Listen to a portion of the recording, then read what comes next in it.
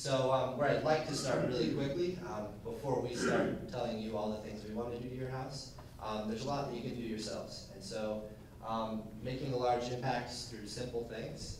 So on the next slide, there's a lot that you can do. Simple things, adjusting your ceiling fan, cleaning your HVAC filters. That's a really common one that I go into a lot of homes. I'd say 1% of people change out their filters or clean it as much as they should. And so what they don't realize is it's hurting them health-wise, but it's also actually reducing the efficiency of their heating system. And so there's simple things like that that will really help you. So changing out your filter, replacing bulbs is enormous. The average house, if you replaced every single bulb right now, would pay itself off in 1 to 2 years. And the average home we do in Los Altos saves about $1,000 a year by replacing their bulbs. So simple things can make a big difference. Other things is just looking at kind of what you have plugged in. And so a lot of people have entertainment systems, computers, printers. What they don't realize is that when you turn those off, they're still using electricity, they're still sucking energy. And so simple things that you can do is unplugging them, or you can get a smart strip, a power strip, and you plug them all onto the same ones, and then you hit that button, or it actually comes with the remote, and it completely cuts the power to everything. So these are all simple things. What those power strips and kind of what I'm talking about as far as appliances go, those are all called phantom loads. And those are all really the low-hanging fruit, the easy things that you guys can do, and that usually counts to about 11% of your bill. And so a lot of potential there. That's cheap and easy. Other things is just, again, noting what you have plugged in and what you can actually do without. So conservation is a big one.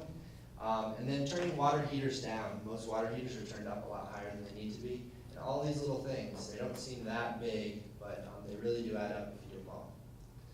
And then last is replacing appliances. There's a lot of money out there for replacing appliances. And so you can get several $100s for new dishwashers, refrigerators. Again, they all add up. So those are the easy things. And once you get beyond that, there's a lot of potential with really reworking your house and looking at the fundamentals of your home and how it's built. And a big thing that I talk about is conservation versus efficiency. So a lot of what conservation is kind of tweaking your lifestyle so that you use less energy. What efficiency is what we do, which is we address the building itself so that you don't have to change anything. You don't have to change your lifestyle. You can live the exact same way, but your bills go down and you're actually a little bit more comfortable. So that's really our side of things and what we can help you do.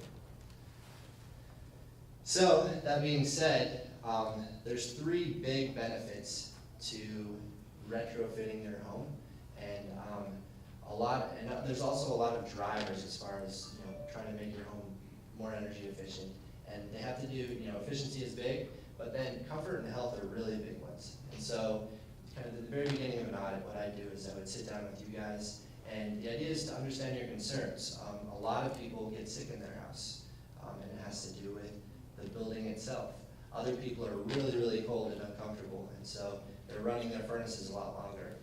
Everyone has different pain points, and what we really want to do is understand what those are, and that way we can actually tailor a solution around addressing those. The biggest thing is also showing you a cost-effective roadmap to doing that. So, most people come to me super confused and a little overwhelmed because they want to do good things, they want to solve these things, but they don't know how to go about doing it.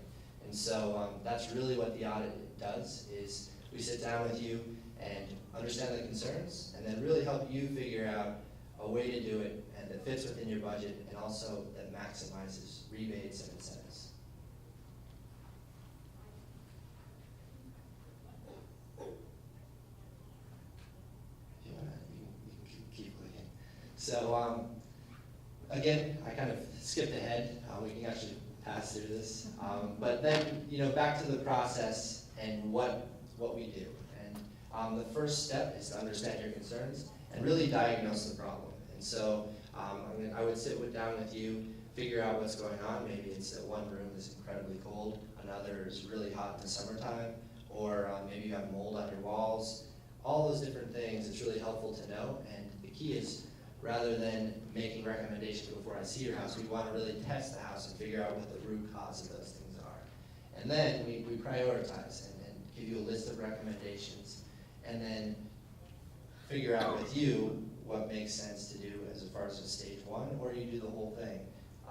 But the idea is, once you decide on something, we want to come back out, make the improvements, and then test out and verify to make sure that we've achieved all these different marks. So, kind of the basics and how we approach a house is, it's very simple. So, step one is identifying, it's called your building envelope. And what that is, it's the boundary between conditioned space, which is inside of your home, and unconditioned space, which is outside. Step one is just identifying where that is, and then the next step is testing it. So the most common way to improve the efficiency and health of your house is by sealing up little leaks. And most people wouldn't ever know that they exist. And so windows are really common, most people know that. Doors, things like that. But there's a lot of holes that you have no clue exist in your home. And that's what we would actually test and find out. And so really what we want to test is that entire envelope. And we want to test this process. And what happens in your house is, it's called the stag effect, where basically you heat your home, hot air rises, and it wants to escape through the high side of your house up to the attic space. Everything that escapes has to be replaced, so you end up drawing cold crawl space air or air from beneath your home up into your house. And this happens on a regular basis, and that's on the next slide. And so step one, usually, for most homes, the easiest thing to do is just seal up your house. Make sure that the good air, the heat stays in, and then you keep all the bad crawl space air out. A lot of people don't realize how much they breathe on a regular basis. The average house we see, 30% of the air comes from your crawl space. So a really important one. So these are just a list of different quick, light assessments that you guys can do. So, do drafts cause discomfort in your home? These are just ways of kind of diagnosing and figuring out what the problem is. And then, there are little things that you can do, like caulking around your plumbing, and also looking for any holes that may lead to the outdoors. You can seal those yourself. We're really kind of the next step. And the idea of us is we want to test in and see exactly how leaky your home is, and then test out to make sure that we seal all of those things, rather than kind of shooting at the dark. So that's step one. Other things that we look at are just what kind of insulation you have. So easiest way for heat to escape is through holes and leaks to the outdoors. Physical holes that lead outside. The next easiest way is by heat conducting through building surfaces, and particularly through poorly insulated surfaces. And so that's the next thing we look at, is just what kind of insulation you have. A lot of houses don't have any. And we want to make recommendations and figure out how we can improve those. And so, kind of next slide, there's a lot of science behind it, and you can't see some of these pictures, but the idea, the way insulation works is, it's really important to pick the right product to insulate your home.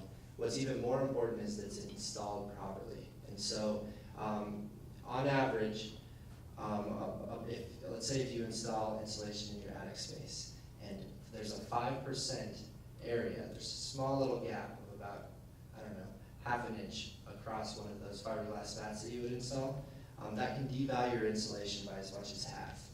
And so, the key is we want to make sure that it's doing what it's supposed to, and if it's not, we'll make recommendations on how you can improve